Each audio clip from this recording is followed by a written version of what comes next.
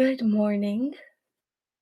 So, before we talk about style, we need to begin with something a little more foundational, and that is cognitive load. So, what appears on the surface to be a wardrobe issue is rarely about clothing, it is almost always about clarity. So, I do need to take a moment. I want to be respectful of your time.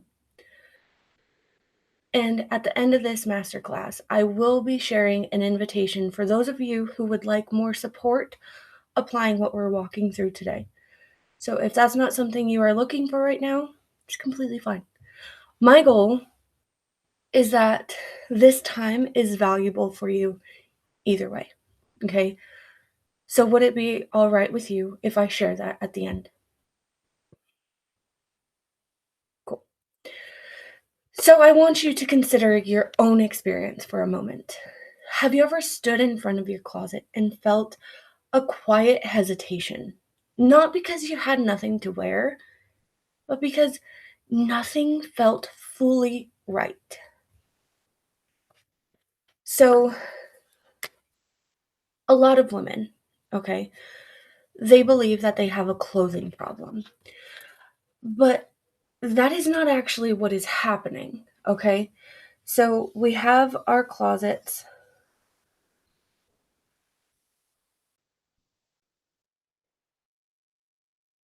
It's not lacking options, it's lacking clarity, okay? So, our goal is to have a closet that has structure. It's all these pieces, and it might not be a lot of pieces, but they all have structure, they all work together, they're all organized. A lot of us, we have many pieces, but there is no structure. They there's no structure guiding how they work together. So this side is going to have lots of options. Every option, it's nice on its own, but does it work together? No, not really. Okay, so this is going to have fewer options, but every single option works together. That is the difference. It's not about having more, it's about having alignment. So now let me show you why this matters a lot more than you think. Okay, so as your day begins, you are starting off with at full capacity, right?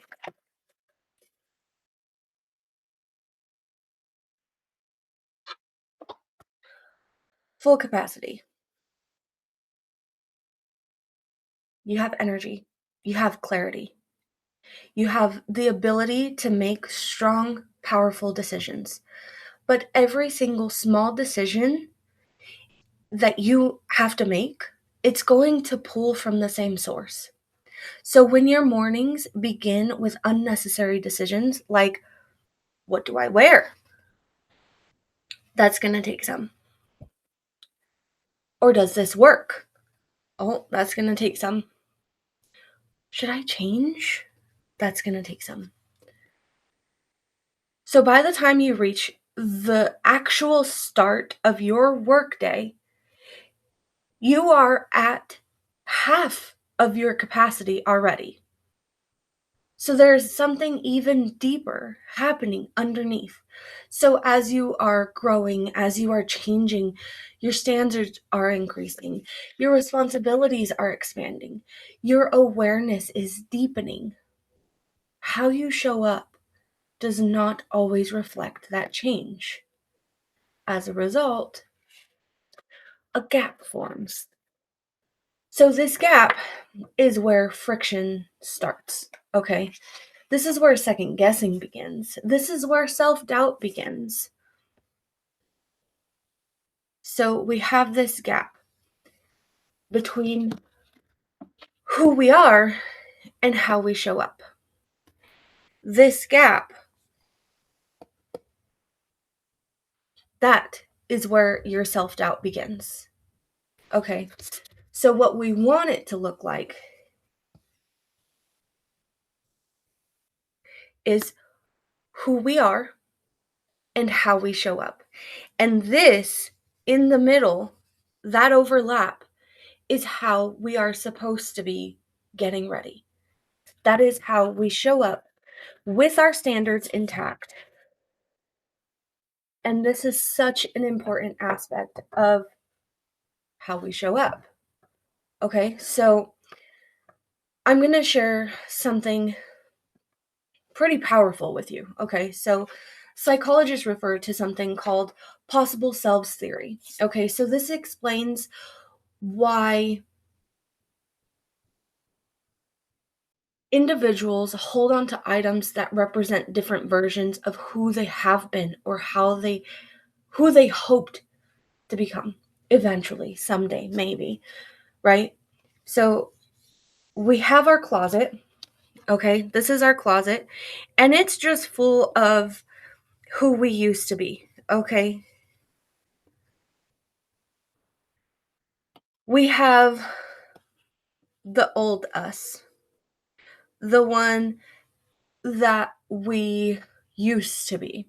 Okay, and then we have the pregnant us with a little belly. Okay, and then we have the postpartum us, which is a completely different version. And all these versions of us are living here in our closet where everything is mismatched and it doesn't work together, right? We are trying to figure out who we are as a mom, as a leader, as whatever else we are working on, right? So, this means that your closet likely contains pieces from multiple seasons of your life, right? So, you have pieces from when you were experimenting in college. You have seasons where you preferred simplicity, a season where your body was different, a season where your responsibilities were different, a season where you were stepping into a new level of confidence. You have the future you, who you are becoming, who God has always destined you to become. None of these seasons are wrong. However, when all of these identities are existing inside one space without structure, that creates confusion. You are not inconsistent. You are navigating multiple identities without having a defined framework.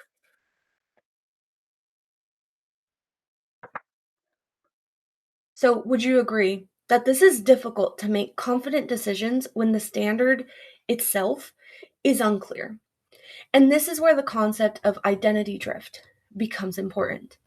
So, organizational psychologists use the term identity drift to describe what happens when a person evolves internally, but their external presentation does not evolve with them. Okay, so high capacity women experience this frequently. Okay, your responsibilities increase, your standards rise, your level of influence expands. However, your wardrobe remains unchanged. And that is the gap between who you are becoming and how you're showing up. Research in self concept theory shows that when there is a misalignment between internal identity and external representation, it creates internal tension. This tension is often pretty subtle, but it is persistent. And it shows up as second guessing. It shows up as overthinking. It shows up as hesitation. It shows up as quiet sense that something's not fully right. Have you ever experienced that before? Have you felt that subtle friction where everything looks fine on the surface, but internally something feels slightly off? This is not a flaw in your character. This is feedback that something is out of alignment. But when they exist together without structure, that creates confusion, that creates friction, that is misalignment. You have to choose between all these different identities, and then you wear something that's from your postpartum phase, you wear something that's from your college days, and it's like it doesn't really fit together. It only fits together because it's in your closet, right? But it doesn't work.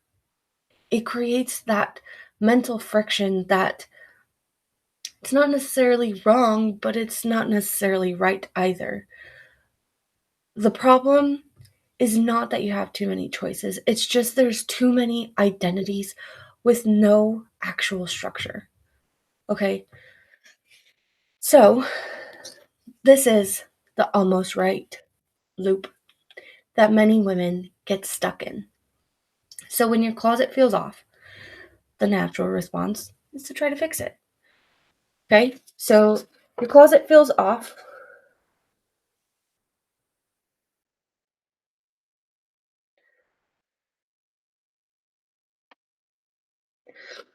So then you buy something. Well, you bring it home, you try it on, and for a moment it feels like it might work.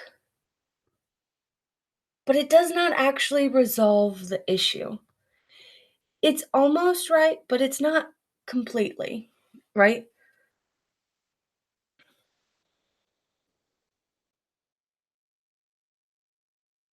And then your closet still feels off. So the cycle repeats. This is the loop that so many women get stuck in. And it's not a shopping problem, it is a clarity problem. So if that approach is not working for you, excuse me,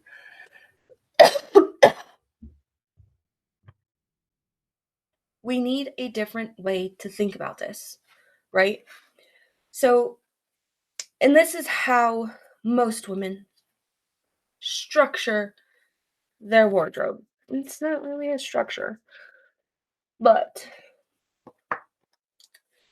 so it's a bunch of pieces collected over time, right? So we've got a nice top, okay? So we've got this top here. It's nice. It's not wrong. It's not bad. And then we get a pair of jeans. They're nice. Nothing actually wrong with them. And then we get a pair of shoes. Okay.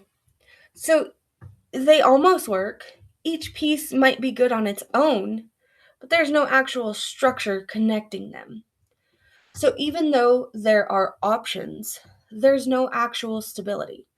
Okay. So high level women build differently. They do not start with random pieces. They start with a foundation. Okay. And once the foundation is clear, every piece has a role. Every decision becomes easier. And the entire structure,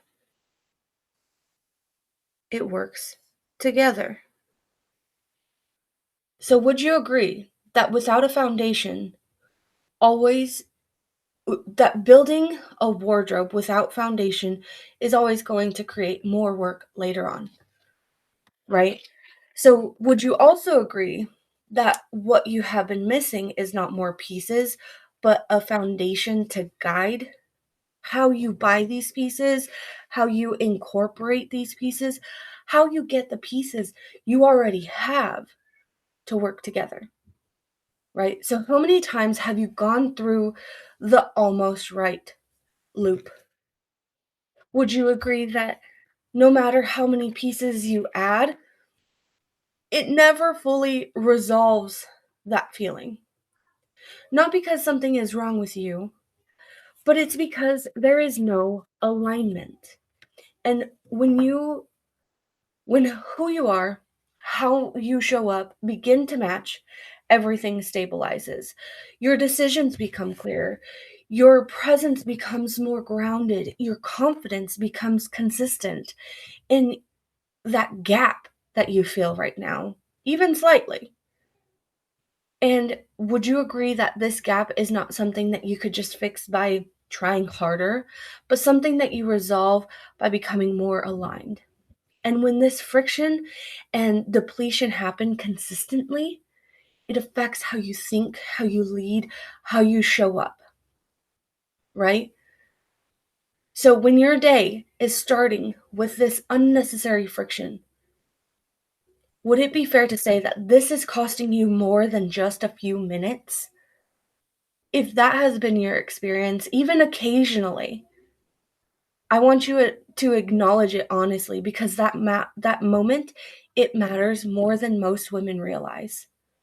You try on one outfit and it feels too structured for the day ahead. You try on another and it feels a little too relaxed and not aligned with the way you want to carry yourself. You begin adjusting small details, adding a layer, removing a layer, changing shoes, changing accessories, and eventually you settle. You walk away telling yourself, this will work. This will work is not a declaration of clarity. It is not a statement of certainty. It is not a reflection of alignment. It is a quiet agreement to compromise. And if you are willing to be honest with yourself, I want you to ask this question. Would you agree that beginning your day from a place of compromise feels different than beginning your day from a place of certainty, right? Even if everything else in your life has been handled, even if you are capable, disciplined, and responsible, starting from compromise, that requires you to settle. It requires you to stabilize yourself as you move forward, and it may not stop you, but it will cost you energy. And this is where we begin to understand that getting dressed is not a surface level decision. It is one that of the first decisions that you make every single day, and it sets a tone for every single thing that follows. It either creates alignment or it introduces friction. And this is not about looking different, it's about showing up different. Your presence becomes grounded. Your decisions become clear. Your confidence becomes consistent. Each version of you feels more familiar right now. Which version of you feels more familiar right now? Which version of you do you know you were meant to operate from? So in 2011, psychologist Roy Baumeister published extensive research on decision fatigue. Okay, so his work demonstrated that as the number of decisions increases, the quality of those decisions tends to decline. So, one of the most widely cited examples comes from a study on parole judges. So, early in the day, judges approved parole at a significantly higher rate. And as the day progressed and more decisions were made, approval rates dropped dramatically, sometimes approaching zero. So, after a brief recess, a break, those approval rates increased again. The cases, they didn't really change much. The evidence didn't really change much. The only factor that changed was the mental energy. I want you to think about this carefully, okay? So, if highly trained professionals making serious legal decisions are affected by cognitive fatigue, it would be unrealistic to assume that your daily decisions would be unaffected. Would you agree that your mental energy is limited? If your mental energy is limited, then how you use that mental energy, how you make decisions, it matters. This is why so many high-level leaders intentionally reduce decision-making in areas that don't need constant variation. Steve Jobs wore the same black turtleneck and jeans consistently. Mark Zuckerberg simplified his wardrobe. Barack Obama shared publicly that he limited his clothing decisions in order to preserve cognitive energy for more important matters. These decisions were not made out of laziness or lack of options. They were made out of clarity and discipline. They understood that small decisions accumulate and that those small decisions, they have a very big cost. Now, I want you to consider your own mornings. When getting dressed feels simple and clear, does the rest of your day tend to feel a little more manageable? And when getting dressed feels difficult or uncertain, does everything else feel slightly heavier? Even if you cannot immediately explain why, this is not accidental. This is direct reflection of cognitive load.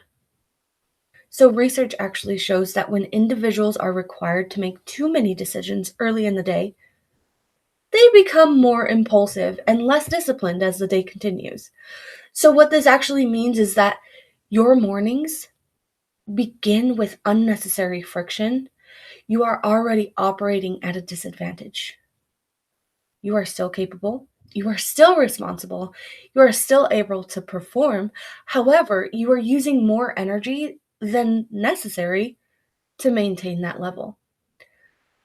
Over time, that extra effort is going to compound. Okay. So let's bring this to your wardrobe in a more practical way. Okay. So research consistently shows that women wear approximately 20% of their wardrobe regularly, despite owning a significantly larger number of items. That means that most of what is in your closet right now is not actively serving you. This is not a reflection of your ability to choose well. It is a reflection of the lack of structure. So your closet isn't broken, it is just undefined. So when something is undefined, it creates friction because there's no clear standard to filter decisions through. So without a standard, every single choice requires more effort. So I want you to think about your wardrobe not just as clothing, but a collection of identities, right? So what we were talking about earlier. And I want to introduce a concept that brings this into even sharper focus. Okay, so in 2012, researchers Hajo Adam and Adam Galinsky introduced the concept of enclothed cognition. So in their study, participants were given identical lab coats.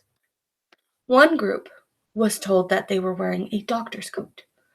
The other group was told that they were wearing a painter's coat. The participants who believed they were wearing a doctor's coat performed significantly better on tasks require focus and attention. The physical garment, it didn't change.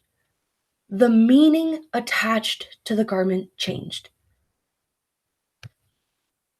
I want you to pause and actually consider the implication of that. What you wear influences how you think when it reinforces your identity. So I'm going to ask you a direct and honest question. When you get dressed in the morning, does what you are wearing reinforce who you believe you are? Does it create a quiet contradiction? Because when there's a contradiction, your mind is able to recognize it. Even if consciously you can't even articulate it, your behavior adjusts, your presence, it shifts. You are not just getting dressed. You are actually reinforcing an identity, whether intentionally or unintentionally. So, we're going to look at this through a structured analogy, okay? Imagine you're building a home, and before construction begins, an architect has to determine the climate. The climate determines the materials, the insulation, the structure, the design, and if you skip that step and begin collecting high quality materials without a plan, you may end up with a beautiful components, but it might not function well together, especially not for this location, right? This is what most wardrobes look like. They contain quality pieces, thoughtful purchases, and even expensive items. But there's nothing that makes it work together. There's no structure. Your style essence functions as your climate, and without it, you are constantly compensating. And with it, decisions become more straightforward. So let's add another layer to this, which is financial. Okay. The average woman spends a significant amount of money on clothing each year. However, many of those purchases are reactive rather than intentional. So when your closet feels uncertain, you're a lot more likely to purchase something that feels close, but not fully right, just close enough. So over time, this close enough, it becomes a pattern. And when would you agree that repeatedly purchasing items that are almost right, it doesn't actually resolve the issue, but instead it adds to the confusion. So now I want you to project forward. Okay, so if nothing changes, what does the next 6 months look like? You continue adjusting, continue second guessing, you continue purchasing items that don't fully align with who you are, with who you're becoming. You continue expending cognitive energy every single morning. This results in hundreds of moments of subtle friction, and now consider the alternative. You open your closet, and everything inside aligns perfectly with who you are becoming. And you have a defined set of repeatable outfit anchors. You get dressed efficiently. You don't need to second guess your decisions. You move forward with clarity and stability. Each version of you operates with greater ease and effectiveness. Which version of you preserves more mental energy? Which version of you shows up with greater consistency? This is not about perfection. This is about removing unnecessary friction. So now, there are common approaches that many women take when they begin to feel this friction. So one approach is minimalism. The idea that owning fewer items will make everything easier. While reducing volume, it can be helpful, but it doesn't solve that underlying issue, that root problem of identity still remains undefined. You can own fewer items and still feel uncertain. You can own more items and still feel uncertain. Clarity must come before editing. Another approach that a lot of women deal with is waiting. Many women delay alignment until they reach a certain weight or a certain stage of life. They begin to believe that once their body changes, everything else will fall into place. However, research shows that dissatisfaction often shifts rather than disappears. So, one variable change, the mind frequently identifies another area of concern. So, I want to ask you this honestly. If you wait for everything to be perfect before you create alignment, when does that alignment actually begin? So, this is why high capacity women do not rely on waiting or guessing. They rely on systems. They create structures that remove unnecessary decisions. They design processes that support them daily. Because the goal is not to rely on motivation, because motivation is something that comes and goes based on your feelings. The goal is to create consistency.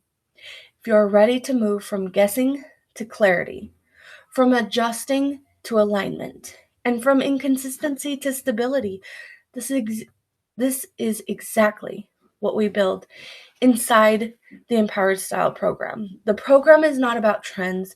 This program is not about buying more clothing. This program is about building a structure that supports you every single day. So, inside the program, you will define your identity with clarity. You will understand what truly works for your body and your life. You will remove the constant second guessing that happens every morning. You will build a wardrobe where every single piece has a purpose. You will get dressed with ease without overthinking, without adjusting, and without compromise. As a result, your presence, it becomes steady. Your decisions become clearer.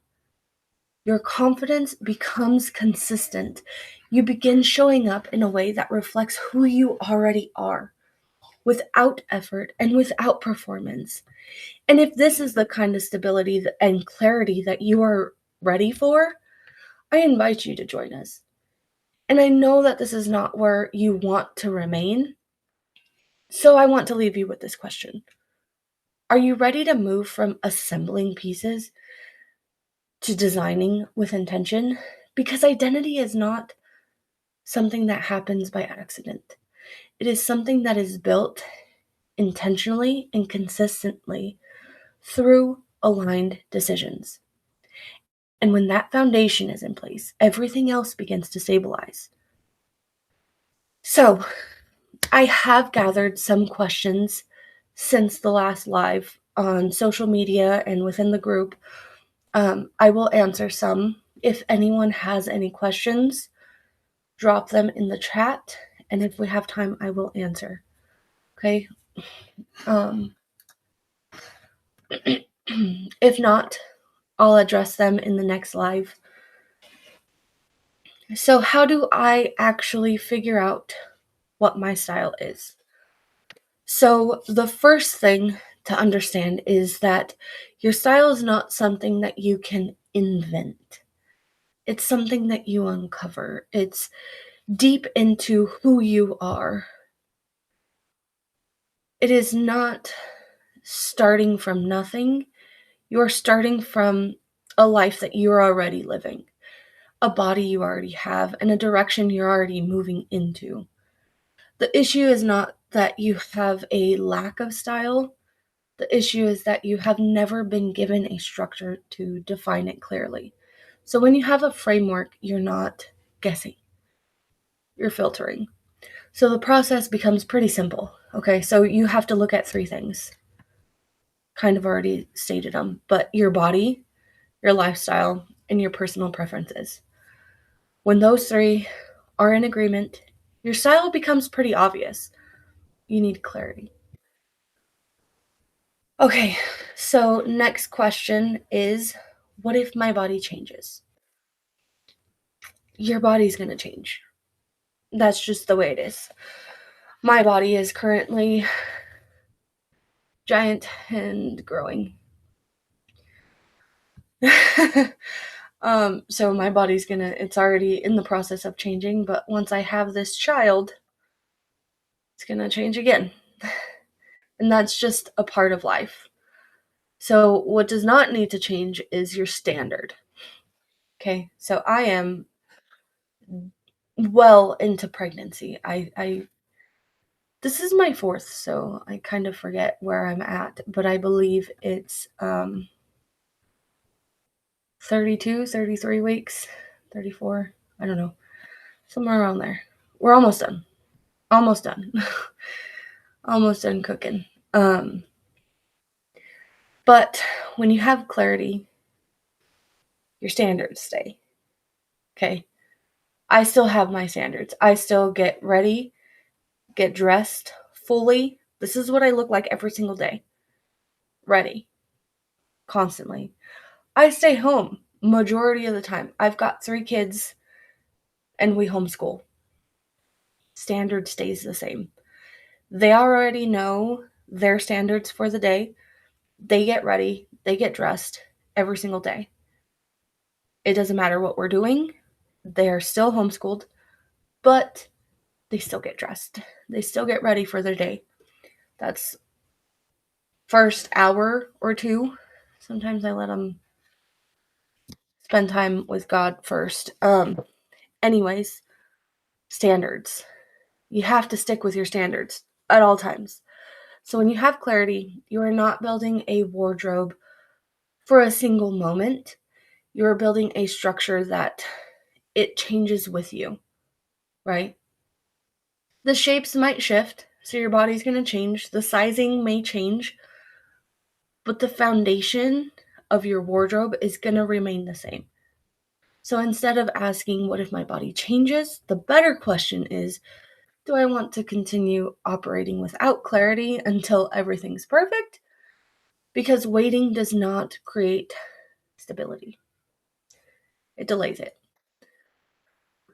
So, another question I got was, do I have to get rid of everything in my closet? No. No. My program, it does not require you to really get rid of things. Um, it's not about removal, it's about better understanding what you've got, what you're working with, right? So when you have clarity, you naturally begin to see what belongs and what doesn't. Some pieces are going to stay, some pieces are going to go. I still go through my wardrobe every couple weeks. You don't have to do it as often as I do it. I'm always saying at least 6 months, every 6 months. So 2 times a year. Some pieces will just simply be repositioned. The goal is not to create pressure. Okay, so it's to create order. When you know what you're building, editing becomes simple and calm, and it's not something that's overwhelming. Okay, so the last question I have is, how long does this actually take? So if we're talking clarity itself, that doesn't take long. What takes time is continuing to operate without it. Most women have already spent months, if not years, second guessing, adjusting, trying to figure this out on their own. So when you have that clear framework, you can make meaningful progress pretty quickly because you're no longer guessing. So the better way to look at it is not how long is this going to take, but how much time will this save me moving forward. But with this question, if the question is about like how long it's going to take going through Empowered Style program, so I have it to where one section drops every day. One section, it does have a few different things within it. But that's 5 days, and then after that, it's whenever you have the time to go through the whole program. So I hope that all this information was beneficial. I know this was a lot longer than the last one. We're at 40 minutes. But if you have any more questions, be sure to write me, and I would be happy to guide you to the answers that you're searching for. I will see you next month. I don't remember the exact date, but I will have that in the group. So I will see you next month for the next one, and I look forward to our chats in the group. I will see you next time.